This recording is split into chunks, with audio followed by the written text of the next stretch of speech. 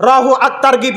সম্মানিত উপস্থিতি, ইবনে আব্বাস রাদিয়াল্লাহু তাআলা আনহু বলেন, রাসূল সাল্লাল্লাহু আলাইহি ওয়াসাল্লামকে বলতে শুনেছি, তিনি বলেছেন, লা তামাসসুহুম আইনানে লা তামাসসুহুম আন-নার। দুই প্রকার চক্ষু জাহান্নাম দেখবে না।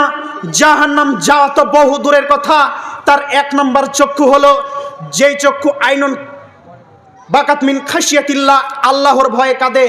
আইনুন বাতাত তাহরুসু ফি সাবিলিল্লাহ, আল্লাহর রাস্তায় পাহারা দেয়। এই দুই প্রকার চক্ষু জাহান্নাম দেখবে না।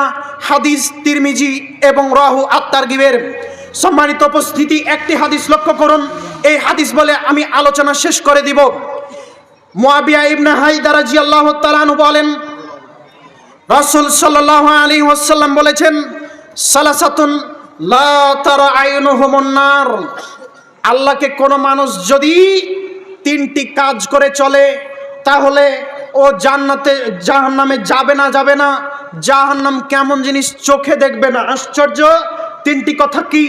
আল্লাহর নবী বলছেন, আইনুন বাকাত মিন খাশিয়াতিল্লাহ, যে ব্যক্তি আল্লাহর ভয়ে কান্নাকাটি করে, আল্লাহর ভয়ে অন্তরটা থরথর করে কেঁপে ওঠে, এমন মানুষ আল্লাহর জাহান্নাম দেখবে না। জাহান্নামে যাওয়া তো বহু দূরের কথা।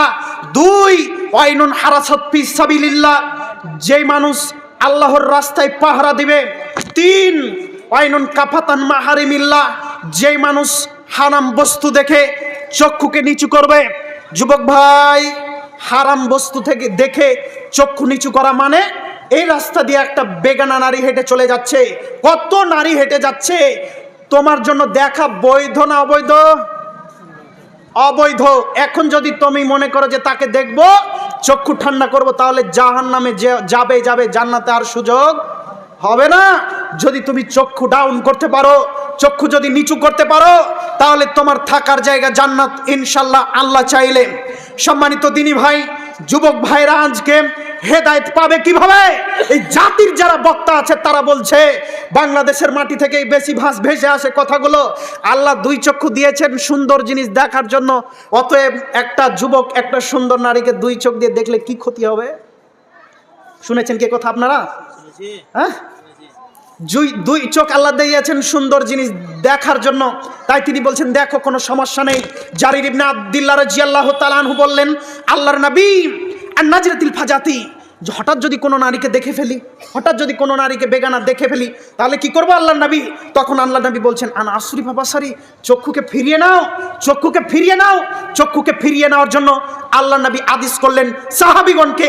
আর এই জাতির যারা ধর্ম প্রচারক তারা বলছে দেখো। তাহলে আল্লাহর নবীর সাহাবীর সঙ্গে ধাক্কা লেগে গেল না? তাহলে বলেন কে ঠিক আর কে ভুল? সাহাবীগণ রাদিয়াল্লাহু তাআলা আনহুম, আল্লাহর নবী, তাই না? অতএব সম্মানিত যুবক ভাই, তোমাকে শেষ উপদেশ দিয়ে যাচ্ছি, তোমার জীবন সফল কাম করার জন্য এক, তুমি আল্লাহকে ভয় করবে ইনশাল্লাহ। তুমি শিক্ষা অর্জন করবে। বোকা ছেলে, আরে তোমার পিছনে নারী ঘুরবে গো, তুমি কেন নারীর পিছনে গেলে?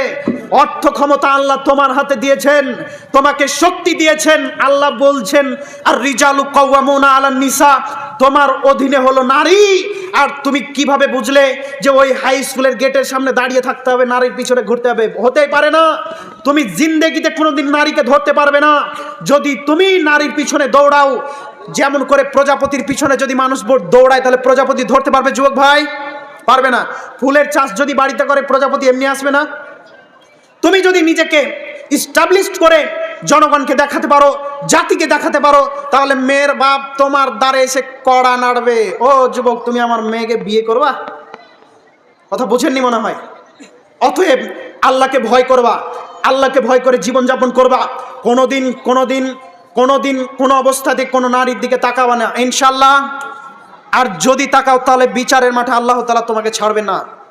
অতএব যে কথাগুলো বললাম আপনাদের উপকারের জন্য, যদিও সময় আমাকে যেটা দেওয়া হয়েছিল তার চাইতে একটু কমই হয়ে গেল, দুঃখ নেই। যতটুকু বললাম আমল করার চেষ্টা করবেন। বহু হাদিস থেকে গেল, বহু কথা থেকে গেল, বলার সুযোগ হলো না। আল্লাহ যদি চান তাহলে আবার হবে ইনশাল্লাহ। আল্লাহ যদি আমাকে বাঁচিয়ে রাখেন, আবারও কথা বলবো ইনশাল্লাহ। এখান থেকে আমি বিদায় নিলাম।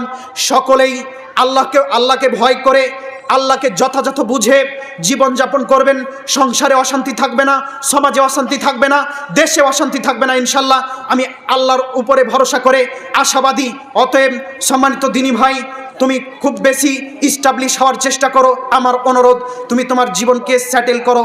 আল্লাহ সকলকেই যেন আমাদেরকে কবুল করুন। আল্লাহুম্মা আমিন। আল্লাহ তুমি আমাদের সকলের দোষ ত্রুটি মাফ করো। আল্লাহুম্মা আমিন। হে আল্লাহ, তুমি আমাদের সকলের গুনাহ যা করেছি, তুমি বড় দয়াবান, তুমি বড় ক্ষমাবান। আমরা তেমন তোমাকে বুঝি না, আমরা তেমন তোমাকে জানি না। কেমন করে ডাকতে হয় তোমাকে জানি না, ডাকতে হয়তো পারি না। রাত্রিবেলায় উঠতে হয়, উঠতে পারি না, তত ভয় করতে পারি না। তুমি সর্বশক্তিমান, তুমি দয়ালু, তুমি ক্ষমাবান। তুমি আমাদের সকলকে ক্ষমা করো। চোখ দিয়ে অশ্রু ঝরে না। তুমি আমাদেরকে এমন তাকওয়া দান করো, এমন ভয় তোমার দান করো।